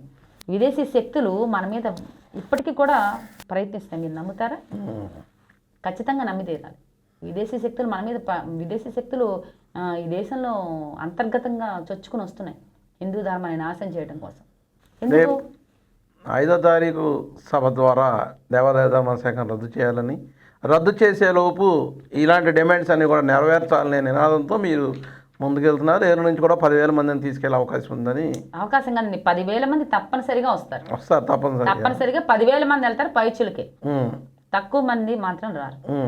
ఇందులో ఇది వివిధ క్షేత్రాలని పనిచేస్తున్నాయి, వివిధ ధార్మిక సంస్థలని, వివిధ క్షేత్రాలు అంటే విశ్వ హిందూ పరిషత్, RSS, SSF, ప్రతిదీ కూడా ఏలూరులో ఏదైతే ఈ దేశంలో ఏవేవైతే ధర్మరక్షణార్థం ఏర్పడిన సంఘాలు ఉన్నాయో వాళ్ళందరూ కూడా పనిచేస్తున్నారు ఇందులో. ఓకే హిమబిందు గారు, చివరిగా ధర్మం కోసం మీరు పోరాడుతున్నారు. ఇంకా సమాజానికి కానివ్వండి, యువతకి కానివ్వండి, ప్రత్యేకంగా యువతే, ఎవరన్నా ఎక్కడన్నా యువత, సరే మీరు మహిళ కాబట్టి మహిళలకి మీరు ఇచ్చేటువంటి మెసేజ్ క్లుప్తంగా ధర్మం నిలబెడడానికి ఇంకేమేం చేయాలి? ఇవి చేస్తున్నారు, ఓకే బాగానే ఉంది. మహిళలందరూ ముందుకు రావాలి. ఒక ఇంట్లో స్త్రీ గనక ధర్మాన్ని పాటిస్తే ఇంటిల్లిపాదికి పాటిస్తారు. యువతికి కనీసం ఇప్పుడు ప్రస్తుతం ఉన్న యువతకి, చిన్నపిల్లలకి తల్లి నేర్పుతుంది అనుకోండి, ఈ యువతకి మన ధర్మం అంటే ఏంటో కూడా తెలియదు. బొట్టు పెట్టుకోవడం ఒక టైం వేస్ట్, గాజు చేసుకోవటం టైం వేస్ట్, చీర కట్టుకోవటం టైం వేస్ట్, జుట్టు జడేసుకోవటం, ముడి పెట్టుకోవటం టైం వేస్ట్ అని అనుకోకుండా మన ధర్మాన్ని పాటిస్తూ ఎప్పుడూ కూడా జాగృతి స్థితిలో ఎప్పుడు కూడా మెలకువతో ప్రపంచంలో ఏం జరుగుతోంది అని కనిపెట్టి ముందుకు మెలగాలి అని యువతకి మేము సందేశాన్ని ఇస్తున్నాం. ఎందుకంటే మన ఉద్యోగం, మన జీవితం, మన ఇల్లే కాదు, ప్రపంచంలో చాలా విద్రోహక శక్తులు ఉన్నాయి. ఆ శక్తులన్నింటినీ ఎదుర్కొనేది ముందు రాబోయే యువతకే. మాదేంది మా జీవితాలు అయిపోతున్నాయి. యువత తప్పకుండా మేల్కొని ఇది పాటించాలని, ఎప్పుడు కూడా ఈ అధర్మం పైన యుద్ధం చేయడానికి సమయాన్ని కేటాయించాలని, ఎటువంటి ప్రతిబంధకాలు వచ్చినా సరే వాటిని ఎదుర్కొని నిలబడాలని యువతకి విజ్ఞప్తి చేస్తున్నాం. అలాగే మహిళలందరూ ముందుకు రావాలి. మహిళ గనక, స్త్రీ గనక మేల్కొంటే ఈ ప్రపంచంలో స్త్రీని, ప్రకృతిని అంతమందించేది కానీ అధిగమించేది కానీ లేదు.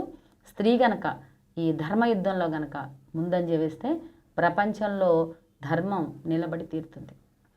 ధర్మం కోసం ఎన్నో వినూత్న కార్యక్రమాలు చేసి పర్యావరణ పరిరక్షణ కోసం వినాయకుడి విగ్రహాన్ని, అలాగే ఆరోగ్యం కోసం కూరగాయల్ని, ఇంకా ఎన్నో సామాజిక కార్యక్రమాలు నిర్వహిస్తూ మరి ఈ రోజున దేవాదాయ ధర్మాదాయ శాఖను రద్దు చేస్తేనే హిందూ దేవాలయాలకి సరైన అభివృద్ధి జరుగుతుంది, సరైన ధర్మం జరుగుతుందని నమ్మి ఆ కార్యక్రమానికి శ్రీకారం చుట్టి జనవరి 5వ తేదీన చలో విజయవాడ కార్యక్రమానికి ఏలూరు నుండి 10,000 మందితోటి ముందుకు కొనసాగాలని చెప్పి హిమబిందు గారి యొక్క ఆ సంకల్పం, వారి టీం యొక్క సంకల్పం కూడా అందరు నిలబడాలని కోరుకుంటూ మరి ఎన్నో చక్కటి విషయాలు తెలిసిన హిమబిందు గారికి ధన్యవాదాలు తెలియజేసుకుంటూ సెలవు తీసుకుంటాం.